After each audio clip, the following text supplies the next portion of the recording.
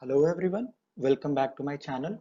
I am back with the second video of trigonometry series. So in the last video, I discussed how you can label the sides of different sides of a right angle triangle. So today we are moving forward and let's discuss this problem. Here we have got a right angle triangle. The two sides are given to us. We know that this is a right angle triangle. The two sides are given to us and the third side is being asked here. So here we can directly apply Pythagorean theorem. We know that in Pythagorean theorem, the square of the hypotenuse is equal to the sum of the square of other two sides. So I can write here 5 square is equal to 4 square plus x square. So it implies that 5 square minus 4 square is going to be x square. It implies that 25 minus 16 is equal to x square. It implies that 9 is equal to x square. It implies that x is equal to 3. So I know that x square is equal to 9. It means that x is equal to plus minus 3, but I will take plus 3 because here we are dealing with sides and the length of the side can't be negative. So x is equal to 3. Here we are not using any kind of trigonometry. But in the cases that we are going to discover today, we will be seeing how trigonometry is used in the part 1 missing sides. So for missing sides, if you have got a scientific calculator, if this is a Casio calculator, so here, these are the things that you need to use: sine, cosine, and tan. These are the buttons that we'll be using for missing sides. So let's take our first example. Here, I have got a question. Here, an angle is mentioned. We have got only one side. We know this is a right angle triangle, and we are asked to find the value of this x. So as I have mentioned before, first step that you should do in any right angle trig problem is to mention the side. So I know that this is opposite to this side over here is opposite to 90 degrees. So I will call it my hypotenuse. So the side opposite to the angle here, it's opposite, and this side is adjacent, so I will call it A. So now you see what we have got. We have got opposite, we are considering opposite, and we are considering hypotenuse. So which one I should use? Should I use SOH CAH TOA?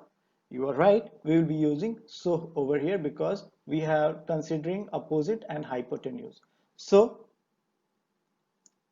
I will write sine 30 degree is equal to opposite side, which is x, over the hypotenuse, that is 4. So it implies that sine 30 degree is 1 over 2 and this is x over 4.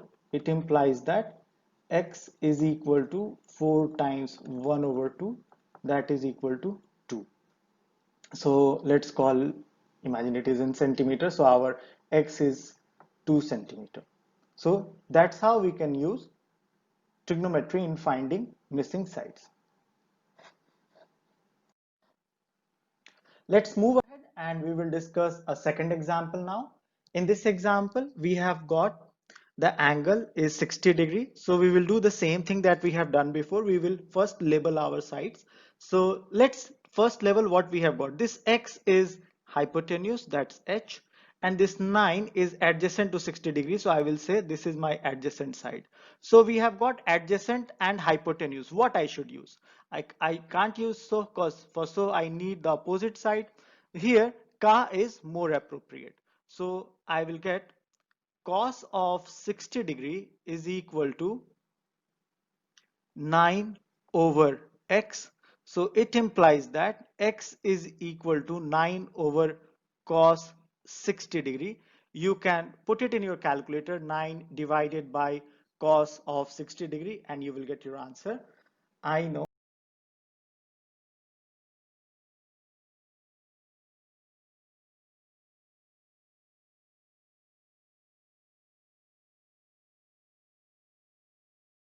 that it would be equal to 18. So x is equal to 18 centimeter or unit. So I am just imagining this is centimeter, so I'm writing centimeter over here. Okay, so let's take our third example. So we have already discussed how we can use how we can use ka. Let's use the third example. And here we have got our angle. First step, as soon as you get your angle, you should label it. So here I have got this 7. So this 7 is opposite to this 45 degree, and this x is adjacent. So I have got opposite and adjacent. So I will be using TOA here because tan is equal to opposite over adjacent. So I will get tan of 45 degrees should be equal to 7 over x. It implies that x is equal to 7 divided by tan 45 degree. What I am doing here, I am moving this x here and I am moving this tan 45 back here. So this will give us x is equal to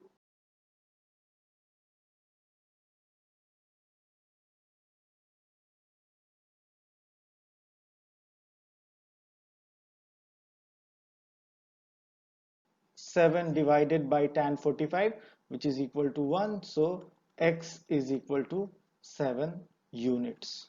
Here I am not, like, it will depend upon what unit is being asked.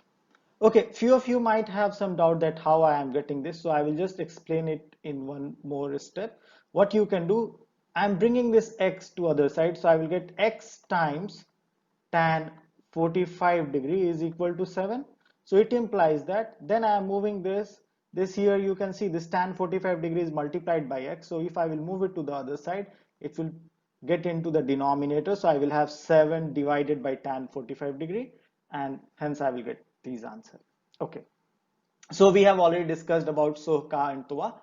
Now we will move and we will discuss that second part, what we will do when we have got a problem where two sides are given to us and we are asked to find the missing angle.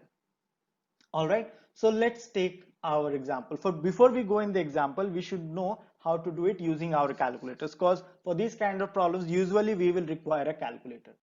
So if you have your scientific calculator, in the scientific calculator we will be using this. So for sine inverse, cos inverse or tan inverse, this is written in yellow, and to accessing this you need to press this shift button.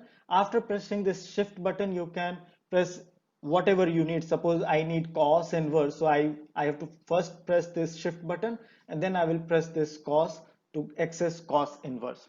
So let's see how it works. So here in this first question, we have got an angle theta. Sometimes this theta can be a letter as well. Here in trigonometry, we represent theta as a variable for any angle. So this is our angle theta. And for this theta, step one, we have to label our sides. So you can see this 13 is written here. It's just opposite to right angle. So it means it is our hypotenuse, and this 12 is adjacent to theta, so we'll call it adjacent side. So which one we should use? Should we use SOH, CAH or TOA? I can't use SOH because for SOH I need opposite and hypotenuse. I can use CAH because I need adjacent and hypotenuse, and that's what we have got here. So we will get cos of theta is equal to 12 over 13. Theta is equal to cos inverse of 12 over 13. Now I will put it in my calculator and let's see what I am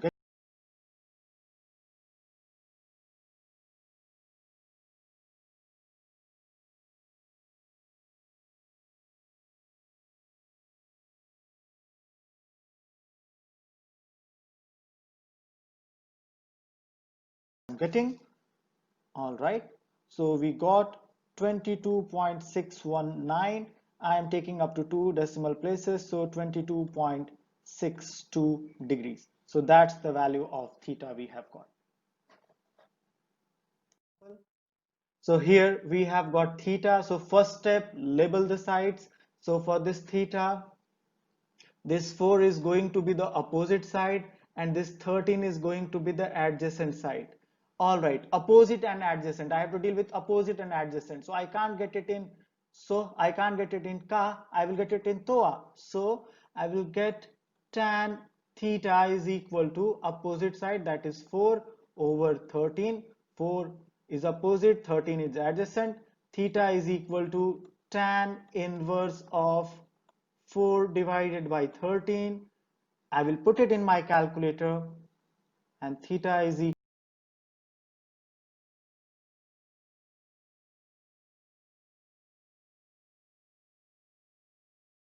equal to 17.10 degrees.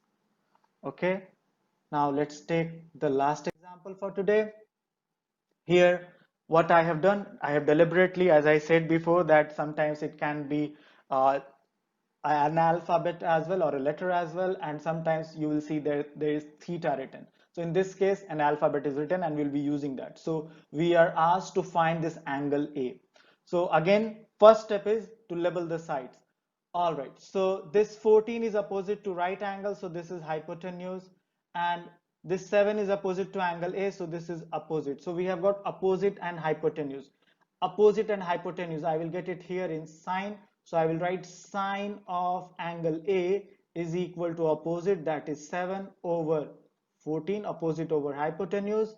So angle A is equal to sine inverse of 7 over 14. I will plug it back in my calculator and it will give us 30 degrees. So we solved this question. So today we discussed how we can find the missing sides and missing angles using the trigonometry. Okay, in the next video I will be discussing about cosec, sec and cot. They are also known as reciprocal functions of sine, cosine and tan. Thank you for watching.